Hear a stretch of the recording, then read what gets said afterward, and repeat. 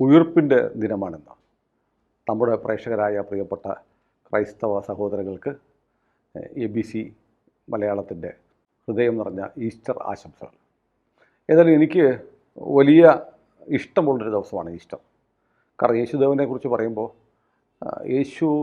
നമ്മൾ ഈസ്റ്റർ ആഘോഷിക്കാനുള്ള കാരണം യേശുവിന് അറിയാമായിരുന്നു, കൂടെ നടക്കുന്നവൻ ഒരു ചുംബനം കൊണ്ടാണെങ്കിലും തന്നെ ഒറ്റിക്കൊടുക്കുമെന്നറിയാമായിരുന്നു. എന്നിട്ടും ഒപ്പം ഇരുന്ന് അത്താഴം കഴിച്ചു, പാദങ്ങൾ കഴുകി, അല്ലേ? അവസാനത്തെ അത്താഴം അങ്ങനെയാണ്. യേശുവിനറിയാം എന്താണ് സംഭവിക്കാൻ പോകുന്നത്. എന്നിട്ടും അദ്ദേഹം ഒപ്പം ഇരുന്ന് അത്താഴം കഴിച്ചു, കൂടെ പോയി. ക്രൂരമായി വിചാരണ ചെയ്യപ്പെടും, കുരിശിൽ തറയ്ക്കപ്പെടും എന്നറിഞ്ഞിട്ടും ശത്രുക്കളുടെ ഒപ്പം പോയി. രക്ഷപ്പെടാമായിരുന്നു, എന്നിട്ടും രക്ഷപ്പെട്ടില്ല. ഒരു ജനതയുടെ രക്ഷയ്ക്ക് വേണ്ടി ശരീരവും രക്തവും പങ്കുവച്ച് ഏറ്റവും ഭീകരമായ ക്രൂരതകൾക്ക് ഇരയായി കുരിശേറ്റ് വാങ്ങി. കുരിശിൽ മരിച്ചു. സ്നേഹിച്ചവരെയും തള്ളിപ്പറഞ്ഞവരെയൊക്കെ അത്ഭുതപ്പെടുത്തിക്കൊണ്ട് പക്ഷേ 3-ാം നാൾ ഉയർത്തെഴുന്നേറ്റു. കാരണം അവൻ ദൈവപുത്രനായിരുന്നു. ഇതാണല്ലോ യേശുവിൻ്റെ ഈസ്റ്ററിൻ്റെ ചരിത്രം. അപ്പോൾ നമ്മൾ നോക്കുമ്പോൾ ഈ എല്ലാം നഷ്ടപ്പെട്ട് ഹതാശരായി എല്ലാം തീർന്നു എന്നു കഴിയുന്നിടത്ത് ഒന്നും അവസാനിക്കുന്നില്ല, വീണ്ടും ആരംഭിക്കാൻ പോകുന്നേ ഉള്ളൂ, അല്ലേ? യേശുവിനെ കുരിശേറ്റി മരിച്ചു എന്നറിഞ്ഞ് അടക്കം ചെയ്തതിന് ശേഷം 3-ാം നാൾ ഉയർത്തെഴുന്നേറ്റ് പിന്നെ ആരംഭിക്കുകയായിരുന്നു ഒരു ലോകം.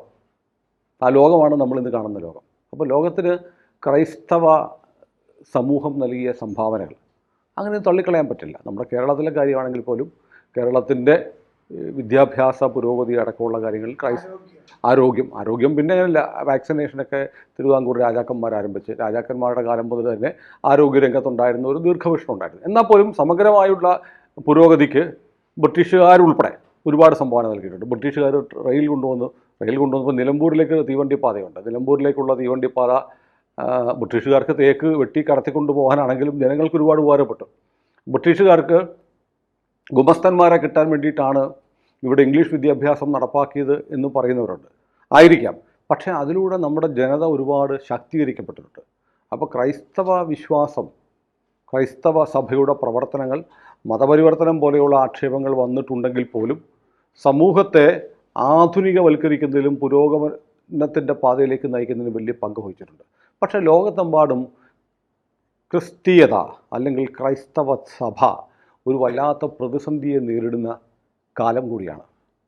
ഇപ്പോൾ നമ്മൾ അർമേനിയൻ കൂട്ടക്കൊലയെക്കുറിച്ചൊക്കെ നമ്മുടെ നാട്ടിലൊന്നും പഠിപ്പിക്കുന്നില്ല. 15 ലക്ഷത്തോളം ക്രൈസ്തവരെയാണ് കൊന്നത്. ലോകത്ത് നോക്കുമ്പം ലെബനോൺ, സിറിയ തുടങ്ങി ക്രിസ്തീയ രാജ്യങ്ങളെല്ലാം ഇന്ന് അസ്തമിച്ചു കഴിഞ്ഞു. അവിടെയൊക്കെ ഇസ്ലാമിക ഭീകരത നടക്കുകയാണ്. UK പോലും ക്രൈസ്തവ മതത്തിൽ നിന്നും മാറി ഇസ്ലാം മതത്തിലേക്ക് മാറിക്കൊണ്ടിരിക്കുന്നു. അവിടെ 2 മതത്തിൽപ്പെട്ടവർക്കും 2 നീതിയാണ്. മുസ്ലിങ്ങൾക്കും ക്രൈസ്തവർക്കും ഒരു നീതി പോലുമല്ല. ഒരേ കുറ്റം ക്രിസ്ത്യാനി ചെയ്താലും മുസ്ലിം ചെയ്താലും 2 ശിക്ഷ കിട്ടുന്ന അവസ്ഥയിലേക്ക് വരെ കാര്യങ്ങൾ മാറിയിരിക്കുന്നു എന്ന് മാധ്യമങ്ങൾ വന്നു കഴിഞ്ഞു. അവിടുത്തെ നിയമം പോലും അങ്ങനെയാണ്. വളരെ ഇസ്ലാമോഫോബിയ എന്ന് പറഞ്ഞാൽ പോലും ബ്രിട്ടനിൽ കേസാണ്. ലണ്ടൻ ബ്രിഡ്ജിൻ്റെ മുകളിൽ നിന്ന് നിസ്കാരം നടത്തുന്നു. 17 മേയർമാർ പാകിസ്ഥാനി ഒറിജിൻ മുസ്ലിംസാണ്. അങ്ങനെ മാറിക്കൊണ്ടിരിക്കുക. ഈ ഉയർപ്പിൻ്റെ ദിനത്തിൽ ക്രൈസ്തവ സഭയ്ക്ക് ഒരു പിന്നാക്കം പോകലുണ്ടോ, അതോ വീണ്ടും ഒരു ഉയർപ്പുണ്ടാകുമോ? സാറിനോട് നമ്മൾ സംസാരിക്കും മുമ്പ് ഓസ്ട്രിയയിലെ കാര്യം പറഞ്ഞല്ലേ? സഹിഷ്ണുതയുമായി ബന്ധപ്പെട്ട മതങ്ങൾക്കൊക്കെ തിരിച്ചടികൾ കിട്ടും. റോമാ സാമ്രാജ്യത്തിൻ്റെ നിയമം കണ്ണിന് കണ്ണ് പല്ലിന് പല്ല് എന്നുള്ളതായിരുന്നു. റോമാ സാമ്രാജ്യമാണ് യൂറോപ്പിനെയൊക്കെ കീഴടക്കിയത്. ലാറ്റിൻ, ഈ സംസ്കൃതത്തിനുള്ള പ്രാധാന്യം പോലെ ലാറ്റിൻ പഠിച്ചവരായിരുന്നു പിന്നെ പണ്ഡിതന്മാരും ഒക്കെ. ഇപ്പം മിൽട്ടനെ പോലുള്ള കവികളുമൊക്കെ അങ്ങനെ വന്നതാണ്. അപ്പോൾ യേശു വേറൊരു പ്രത്യയശാസ്ത്രം അല്ലെങ്കിൽ ദൈവശാസ്ത്രം കൊണ്ടുവരികയാണ് ചെയ്തത്. കാരുണ്യം, കമ്പാഷൻ, അതിൻ്റെ ഭാഗമൊക്കെ ആയിരുന്നു. കാരുണ്യം കമ്പാഷനും പറഞ്ഞെങ്കിലും യേശുദേവനും ചാട്ടവാർ എടുത്തിട്ടുണ്ട്. അത് എടുക്കേണ്ടി വന്നിട്ടുണ്ടല്ലോ മറ്റേ ബ്ലേഡ് കമ്പനിക്കാർക്ക്. അതെ അത് ചെയ്യേണ്ടിയൊക്കെ പലിശക്കാർക്കെതിരെ, അതെ, പരീശന്മാർക്കെതിരെ. അപ്പോൾ അങ്ങനെ ചെയ്യേണ്ടി വരും അദ്ദേഹം. പക്ഷേ ഞാൻ തോന്നുന്നത് ഇപ്പോൾ ക്രൈസ്തവ വിശ്വാസത്തിന്, ക്രൈസ്തവ സഭകൾക്ക് ലോകത്തെമ്പാടുമുള്ള ഒരു പിന്നാക്കം പോകൽ, ക്ഷീണകാലം പൊതുവിൽ പറയപ്പെടുന്നുണ്ട്. അതിനുള്ള ഒരു കാരണം യേശുദേവനെടുത്ത ചാട്ട മറന്നുപോയതായിരിക്കും. ചാട്ടം മറന്നുപോയി. ചാട്ട ഒരു ആയുധം കൂടിയാണ്.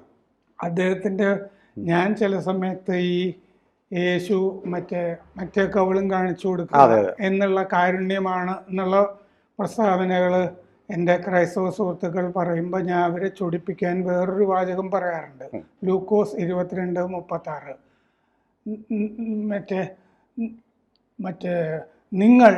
നിങ്ങൾ മേലങ്കി വിറ്റും വാൾ വാങ്ങുക എന്ന് പറയുന്ന, മേലങ്കി വിറ്റും വാൾ വാങ്ങുക എന്ന് പറയുന്നത് അത് പലതരത്തിലും ഇന്റർപ്രറ്റ് ചെയ്യാമെങ്കിലും സാധാരണക്കാരായ നമുക്ക് അതിൽ നിന്ന് ഒരർത്ഥമാണ് കിട്ടുന്നത്.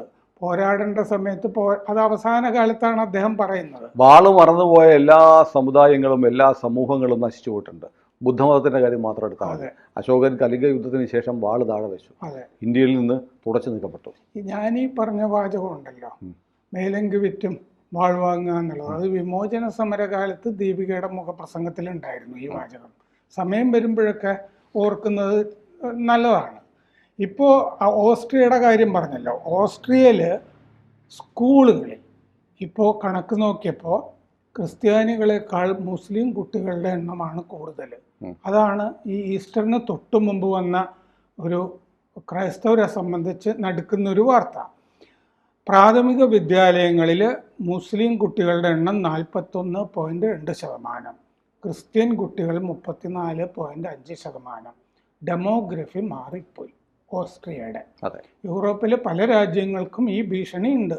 ഫ്രാൻസ്, സ്പെയിൻ തുടങ്ങി, ഇറ്റലി. അല്ല, UK ഏറ്റവും കൂടുതൽ രജിസ്റ്റർ ചെയ്യപ്പെടുന്ന, ബർത്ത് സർട്ടിഫിക്കറ്റിന് വേണ്ടി രജിസ്റ്റർ ചെയ്യപ്പെടുന്ന ഏറ്റവും കൂടുതൽ രജിസ്റ്റർ ചെയ്യപ്പെടുന്ന പേര് മുഹമ്മദ് എന്നാണ്.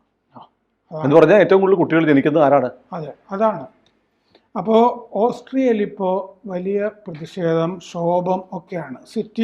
സിറ്റീസ് സ്കൂൾ കൗൺസിൽ ഡാറ്റ, അവരുടെ ഡാറ്റ അനുസരിച്ചിട്ടാണ് പല ക്ലാസ് മുറികളിലും ഈ ജർമ്മൻ രണ്ടാം ഭാഷയായിട്ട് എടുക്കുന്നേ ഇല്ല. അപ്പോൾ എന്ത് ചെയ്യാന്ന് വെച്ചാൽ ഈ നഗരം വിട്ടിട്ട്, വിയന്ന വിട്ടിട്ട് ആളുകൾ ഗ്രാമങ്ങളിലേക്കൊക്കെ പലായനം ചെയ്യാണ്, കുടുംബങ്ങൾ. കാരണം അവർക്ക് ജർമ്മൻ രണ്ടാം ഭാഷയായിട്ട് അവർക്ക് വേണം. പിന്നെ ഈ അക്രമങ്ങളുള്ള ക്ലാസ് മുറികൾ അവർക്ക് പറ്റില്ല അവരുടെ കുട്ടികൾക്ക്. പിന്നെ പലതവണ ആവർത്തിച്ച് പറഞ്ഞു കൊടുക്കേണ്ടി വരുന്ന അവസ്ഥയും വരുന്നുണ്ട് ഈ ക്ലാസ്സുകളിൽ എന്നും പറയുന്നുണ്ട്. ഇത്തരം കാരണങ്ങൾ വിഡ്രോ ചെയ്ത് പോവുകയാണ്. അതായത് ഇപ്പോൾ എന്നോട് എൻ്റെ ചില സുഹൃത്തുക്കൾ, പാലായിലുള്ള എൻ്റെ ഒരു ക്രൈസ്തവ സുഹൃത്തുണ്ട്. അദ്ദേഹം പറഞ്ഞു, ഞാൻ പറഞ്ഞു, പാലായിലെ ഡെമോഗ്രാഫിയിൽ കൃത്രിമമായി ഉണ്ടാക്കിക്കൊണ്ടിരിക്കുന്ന ഒരു മാറ്റം, സ്വാഭാവികമല്ല, അവിടെ ആളുകൾ വന്ന് ചേർന്ന് അവിടുത്തെ ജനസംഖ്യയിലും അവിടുത്തെ അന്തരീക്ഷത്തിലും ഉണ്ടാക്കുന്ന മാറ്റം ഇങ്ങനെ സംസാരപദ്യം വന്നപ്പോൾ അദ്ദേഹം എന്നോട് പറഞ്ഞു, ഞാൻ ചോദിച്ചു, അദ്ദേഹത്തോട് ചോദിച്ചു, ഇതൊക്കെ പറയുമ്പോൾ ചോദിച്ചു, നിങ്ങൾക്ക് ഇതിനെ നേരിടാനുള്ള സംവിധാനമൊന്നുമില്ലേ? ഞങ്ങൾ ഓൾറെഡി തോറ്റു കഴിഞ്ഞു, ഞങ്ങൾക്ക് ഇനിയിപ്പോൾ ഒന്നുമില്ല, ഈ കുട്ടികളെയൊക്കെ പഠിപ്പിച്ച് പുറത്തേക്ക് വിടണം, അവിടെ പോയി സെറ്റിൽ ചെയ്യണം, ഞങ്ങൾ ഇവിടുന്ന് പോകാൻ പോവാണ്, ഞങ്ങളുടെ അടുത്ത തലമുറ കേരളം വിട്ടു പോകും എന്ന് പറയുന്നൊരു മാനസികാവസ്ഥയിലേക്ക് കുറച്ച് ക്രൈസ്തവരെങ്കിലും എത്തിയിട്ടുണ്ട്. പക്ഷേ ഈസ്റ്ററിന്റെ സന്ദേശമായിട്ട് നമുക്കത് പറയാൻ പറ്റില്ല. ഉയർപ്പിന്റെ സന്ദേശമാണ് ഈസ്റ്ററിന്റെ സന്ദേശമായിട്ട്. അതാണ് മേലങ്കി വിറ്റും വാള് വാങ്ങണമെന്ന ബൈബിൾ വാചകമാണ് നമുക്ക് അവരോട് പറയാനുള്ളത്. അതെ, അത് രണ്ടാം വത്തിക്കാൻ കൗൺസിൽ കൂടിയപ്പോ മുമ്പ് ബൈബിളിൽ ഉണ്ടായിരുന്ന ഈ ഇപ്പോഴത്തെ സെക്കുലർ സമൂഹത്തിന് പറ്റില്ല എന്ന് തോന്നുന്ന കുറെ വാചകങ്ങളൊക്കെ രണ്ടാം വത്തിക്കാൻ കൗൺസിൽ എടുത്ത് മാറ്റിയിരുന്നു ബൈബിളിൽ നിന്ന്. ഈ വാചകം എടുത്ത് മാറ്റിയിട്ടില്ല അതിൻ്റെ അകത്ത്. അപ്പോൾ അതും ഓർക്കേണ്ടതാണ്. ഈ മുസ്ലിം വിദ്യാർത്ഥികൾ കൂടുമ്പോൾ വിവിധ ക്രിസ്ത്യൻ ഗ്രൂപ്പുകൾ ഈ പറഞ്ഞ പോലെ പിന്നാക്കം പോകുന്നുണ്ട്. അവിടെ കത്തോലിക്കർ 17.5%, ഓർത്തഡോക്സ് 14.5%, 23% കുട്ടികൾ ഞങ്ങൾ ഒരു മതത്തിലുമില്ല എന്ന് രേഖപ്പെടുത്തിയിരിക്കുന്നു. അതാണ് കുട്ടികളല്ല അഡ്രസ് ചെയ്യുന്ന മാതാപിതാക്കൾ, കുടുംബങ്ങൾ. അത് ആ 23% ഒരു മതത്തിലും ഇല്ല എന്ന് പറയുന്നിടത്താണ് ഈ പ്രശ്നം വരുന്നത്. ഒരു മതത്തിലും ഇല്ല എന്ന് മുസ്ലിങ്ങൾ പറയില്ല. ഒരു മതത്തിലും ഇല്ല എന്ന് പറഞ്ഞ 23% ക്രൈസ്തവരാണ്. അതായത് പുതിയ പ്രവണതകളുണ്ടല്ലോ, യോക്കിസം, ലിബറലിസം, ഏതിസം എന്നൊക്കെ പറയുന്ന നിരീശ്വരവാദം, ഇതെല്ലാം കൂടെ വന്നിട്ട് നശിപ്പിക്കുന്നത് ക്രൈസ്തവ വിശ്വാസത്തെയാണ്. അതെ, ഈ പൂട്ടുന്ന ക്രൈസ്തവ പള്ളികളൊക്കെ പിന്നീട് മോസ്കുകളായിട്ട്. അല്ല, ഇതേ പ്രവണതകൾ ഇന്ത്യയിൽ സംഭവിക്കുന്നുണ്ട്. ഇന്ത്യയിലാണെങ്കിൽ ഇത് ഞങ്ങൾക്ക് മതമില്ല, ജാതിയില്ല, എന്നൊക്കെ എഴുതി വെക്കുന്ന കൂടുതലും ഹിന്ദുക്കളാണ് അത് ചെയ്യുന്നത്. കാരണം ഹിന്ദുക്കൾക്ക് ഈ സെക്യുലറിസം എന്ന് പറഞ്ഞത് അസുഖം കൂടുതലാണ്. കാരണം സനാതന ധർമ്മം എന്ന് പറഞ്ഞാൽ അത് ഫാസിസമാണ് അതെ എന്ന് പറഞ്ഞു വരുത്തി. അല്ല, ബ്രിട്ടനിലെ ക്രിസ്ത്യാനികൾക്ക് പറ്റിയ അതേ കാര്യമാണ് ഹിന്ദുക്കൾ കാണിക്കുന്നത്. ബ്രിട്ടനിലെ ക്രിസ്ത്യാനികൾ ഭയങ്കര ജനറസ് ആയിരുന്നു. ആര് വന്നാലും ഇങ്ങോട്ട് പോര്, അവർ ഇഷ്ടം പോലെ ജീവിച്ചു. ഈ നമ്മുടെ ഇന്ത്യൻ ഹിന്ദുക്കളുടെ സെക്യുലറിസം UK ക്രിസ്ത്യാനിക്കുണ്ടായിരുന്നു. അതുകൊണ്ടാണ് ഇപ്പോൾ അവൻ പിറന്ന നാട്ടിൽ അഭയാർത്ഥിയായി മാറിക്കൊണ്ടിരിക്കുകയാണ്.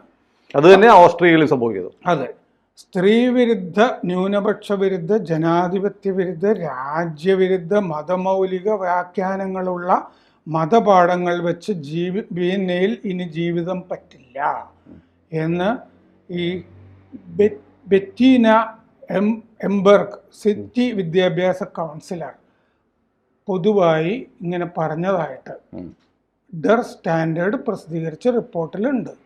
ജനാധിപത്യം, മൂല്യങ്ങൾ, ധർമ്മം എന്നിവ ഇനി വിദ്യാലയങ്ങളുടെ സിലബസിൽ വേണം എന്ന് പറഞ്ഞിട്ടുണ്ട്.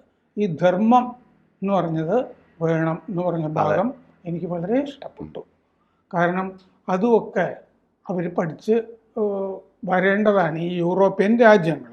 അല്ലെങ്കിൽ യൂറോപ്പ് വലിയ ഇപ്പം തന്നെ പ്രതിസന്ധിയിലാണ്.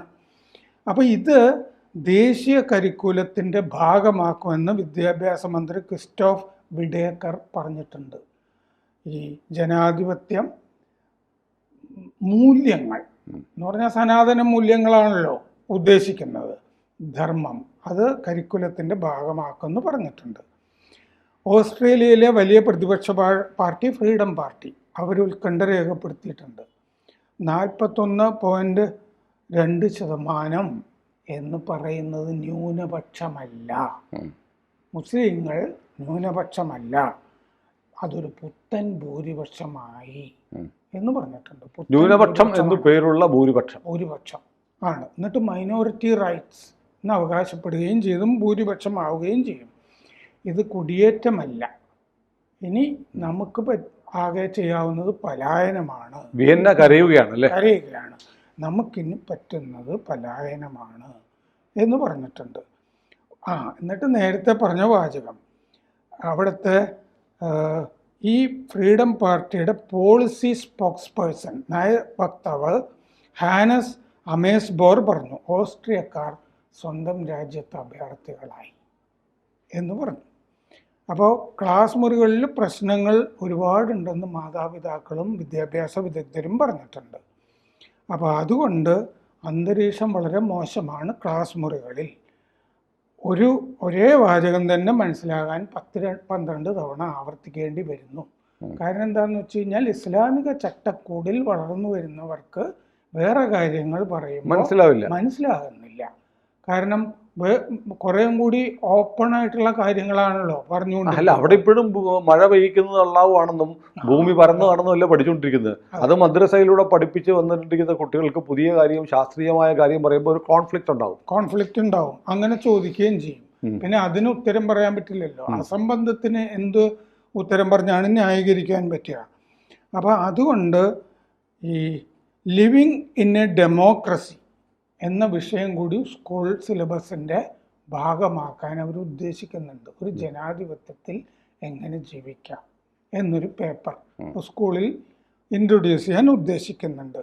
പക്ഷേ കുഴപ്പം എന്താണെന്ന് വെച്ചാൽ സഹിഷ്ണുത, നാനാത്വം ഒക്കെ അതിൻ്റെ ഭാഗമായിട്ട് പഠിപ്പിക്കും എന്നാണ് ഈ പറയുന്നത്. Living in A democracy paper വരുമ്പോൾ വീണ്ടും നമ്മൾ തുടങ്ങിയ സ്ഥലത്താണ് വന്നിരിക്കുന്നത്. ഈ സഹിഷ്ണുത കൊണ്ടാണ് ഇത് മുഴുവൻ പറ്റിയത്. ഏതായാലും ഈസ്റ്റർ ദിനത്തിൽ സന്തോഷകരമായ മറ്റൊരു വാർത്ത കൂടിയുണ്ട്. എല്ലാവരെയും ഞെട്ടിച്ചുകൊണ്ട് പുടിൻ 30 മണിക്കൂർ നേരത്തെ വെടിനിർത്തൽ പ്രഖ്യാപിച്ചു. ഉക്രൈനിലെ ക്രൈസ്തവർക്ക് ബോംബുകളെയും വെടിയുണ്ടകളെയും പേടിക്കാതെ ഒരു ഈസ്റ്റർ ആഘോഷിക്കാം.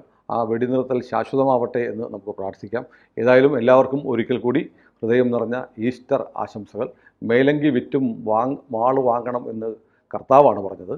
പ്രതിരോധിക്കാതെ ജീവിക്കാൻ കഴിയില്ല. കൂടുതൽ വാർത്തകളും വിശേഷങ്ങളും നിങ്ങളിലേക്ക് എത്താൻ ABC മലയാളം സബ്സ്ക്രൈബ് ചെയ്യുക, ബെൽബട്ടനും അമർത്തുക.